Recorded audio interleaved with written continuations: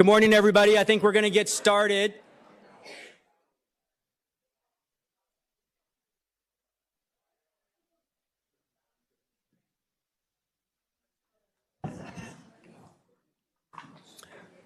Good morning. Thank you, everybody, for being here. A couple people still filtering in, but we're going to go ahead and kick off the program. Don't want to get too far behind our agenda first thing in the morning. So wonderful to have everybody here with us this morning. And what a beautiful sunrise this morning. Did anybody else catch the sunrise? Maybe here from the law school? Yeah, that was beautiful, auspicious. All right, well, good morning. My name is Chris Winter. I'm the Executive Director of the Getches-Wilkinson Center for Natural Resources, Energy, and the Environment here at Colorado Law School. And wonderful to have everybody here. Thank you for joining us on behalf of GWC and everyone here at the law school. Thank you for attending this year's March Symposium on Public Lands. We're really excited to have you with us this year, and welcome to all of those who are joining us remotely online as well. And also thank you to everyone who was here last night for Professor Leshy's lecture. That was fascinating, and what an interesting way to kick off the conversation. So at the outset, I also wanted to take a moment to thank our very generous partners who have helped to make this event possible. Karen and Don Brown, the Wilderness Society, the Colorado Environmental Law Journal, Kaplan and Kirsch, Pew Charitable Trusts, and Bouchong and Holloman. We're very grateful for your support. We couldn't have this event without your support. All right, so a few logistics before we get going.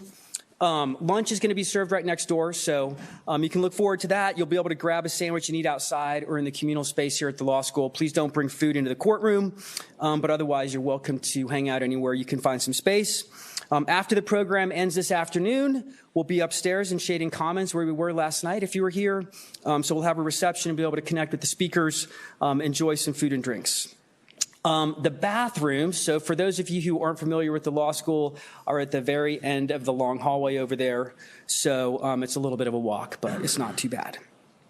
Okay, so we also want this program to be as interactive as possible, so we've built in plenty of time for Q&A.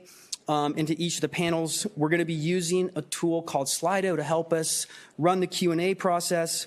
We've used this the last couple of years. It's been really effective and it works well. So you can access Slido on your laptops or devices. It's really easy and seamless. So, and it's been really effective, like I mentioned, at stimulating conversations before. So you don't have to download an app. This is going to be really easy. You don't have to download an app. You don't have to register. You don't have to log in. You definitely don't have to update Zoom on your laptop, which happens to me every time I try to plug into one of these things. So there's a QR code in the program, and there's also a link which will take you to a web page for the event on Slido's web page.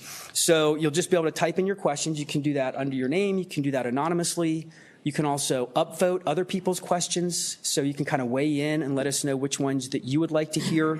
And that's going to allow the moderators to know which one of those questions is resonating the best with the audience. So please help us out and use this tool.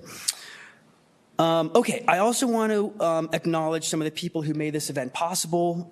Annie Carlozzi, I don't know if Annie's in the room. There she is back there. Thank you, Annie, GBC's amazing assistant director. It's a pleasure to work with her every day. Daniel Anderson, who's our current water law fellow, has worked really hard on this event, and all the student volunteers. So for those of you who aren't familiar with our work, the Getches-Wilkinson Center is an interdisciplinary research center here at Colorado Law School. And through our work, we focus on the American West and promote the truly sustainable management of our shared natural resources. And we do that through the lens of law and policy reform. And through that work, we're also investing in the leaders who are going to continue this work in the years to come. And that's all of the amazing law students here at Colorado Law School. And of course, we're also building on the incredible legacies that we've inherited from Professors Getches and Wilkinson that they established here at the law school. And one way we do this work is by convening thought leaders to address some of the most pressing issues of our day. And we also undertake and publish original applied research and help to shape conversations at the leading edge of law and policy in the field. So this week, we just published a paper from Daniel Anderson, our water law fellow, that summarizes the recent Good Samaritan Act that was passed by Congress in 2024, late last year, to target cleanup of abandoned mines. So the Good Samaritan Act is relevant not only for the water community, but of course for all of us who care deeply about public lands across the West. And we have a few hard copies of Daniel's paper at the registration table, so I encourage you to pick up a copy and learn about this new pilot program.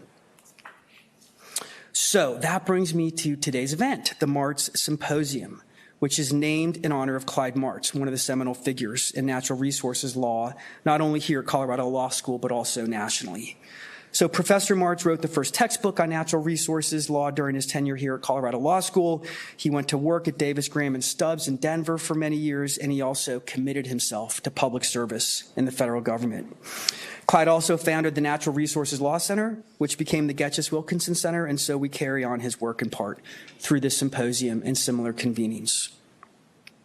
Clyde also has an important connection to this symposium and the topic we're talking about today because he worked for the Department of Justice in the late 1960s when the federal government was working on the seminal report on the future of federal public lands. Entitled 1/3 of Our Nation's Land, the report was commissioned by Congress and was prepared by the Public Land Law Review Commission and published in 1970.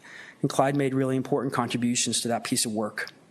That report led directly to the passage of the Federal Land Policy Management Act of 1976, which set national policy on the retention of federal public lands for the benefit of the American public, for all of us.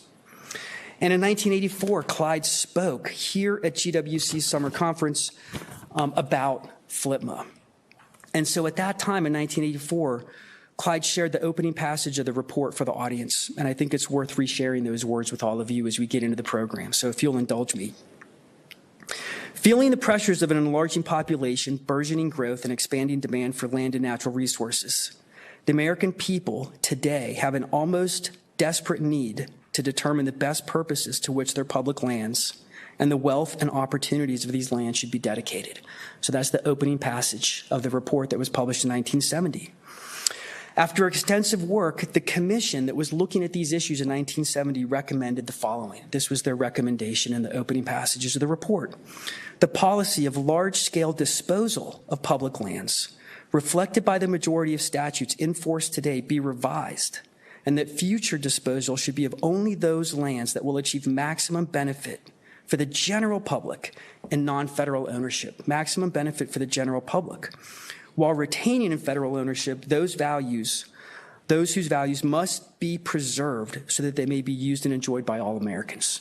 So that was the key recommendation, the bedrock foundation of the recommendations of the 1970 report, retention of federal public lands in public ownership.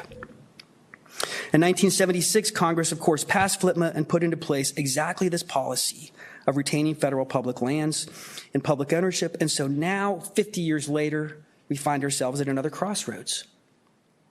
The idea of retaining public lands in public hands has come under renewed scrutiny. And yet, more than any other issue today, perhaps public lands brings us together, serves as a bridge that spans political divides. And that's because these lands mean so much to so many of us. We each have our own individual stories, but we share a connection to these really special places.